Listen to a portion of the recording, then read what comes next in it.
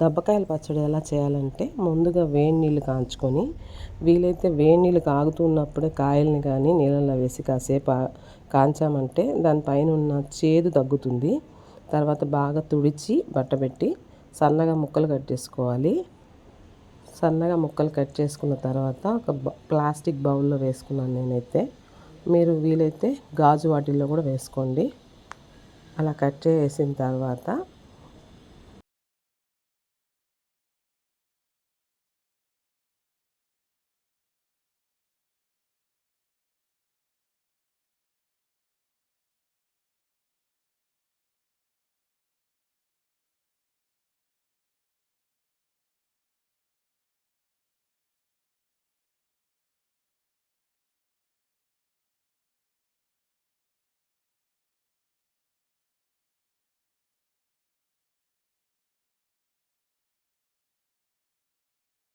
అన్ని ముక్కలు కట్ చేసిన తర్వాత ముందుగా ఉప్పు తీసుకున్నాను. కాయలకు సరిపోయేంత ఉప్పు, పసుపు తీసుకొని ఊరబెట్టేసుకోవాలి. కనీసం ఒక 4 రోజులైనా ఊరాలండి. ఇది బాగా మొత్తం కలయబెట్టుకోవాలి.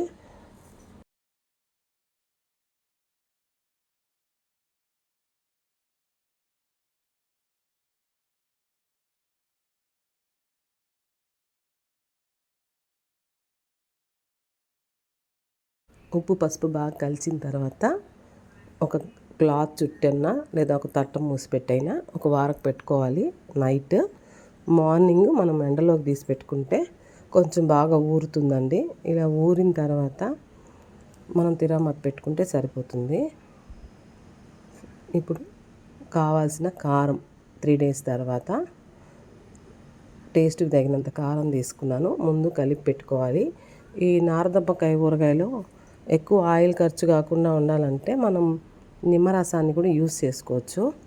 కొంచెం నిమ్మరసాన్ని అంటే ఒక 10-12 కాయలైనా 20 కాయలైనా పర్లేదు, నిమ్మ జ్యూస్ తీసేసుకొని కలుపుకోవచ్చు. ఇలా మొత్తం కారం కలిపేసిన తర్వాత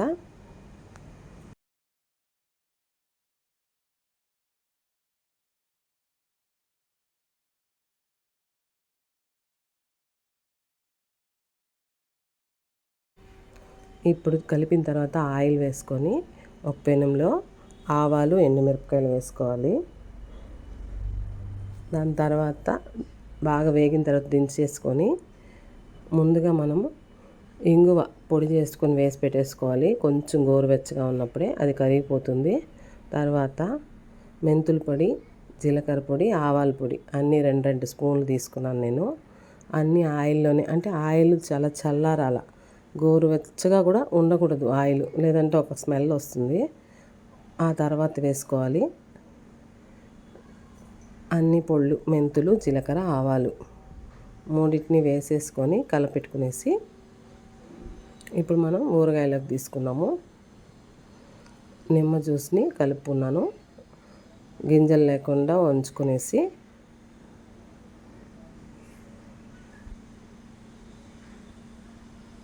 మొత్తం వడిగిన తర్వాత ఒకసారి కలుపుకునేసి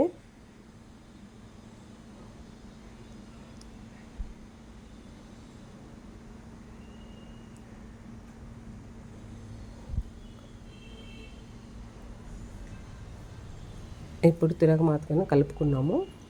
ఈ తిరగమాత కలిపేసిన తర్వాత ఒకసారి కలిపేసి పక్కకు పెట్టేసుకున్నామంటే ఒక 2-3 days తర్వాత చూసామంటే చాలా టేస్టీగా ఉంటుంది. కొంచెం చేదు ఉంటుంది.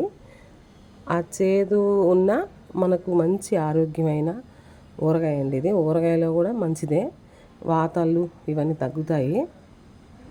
కాబట్టి నారదబ్బకాయ బాగా టేస్టీగా ఉంటుంది. అది వేడి నీళ్ళల్లో కాంచడం వల్ల కాయల్ని కొంచెం చేదు తగ్గుతుంది. చాలా టేస్టీగా ఉండే నారదబ్బకాయ రెడీ అండి. మీరేమంటారో ఈ ఊరగాయని కామెంట్ చేయండి.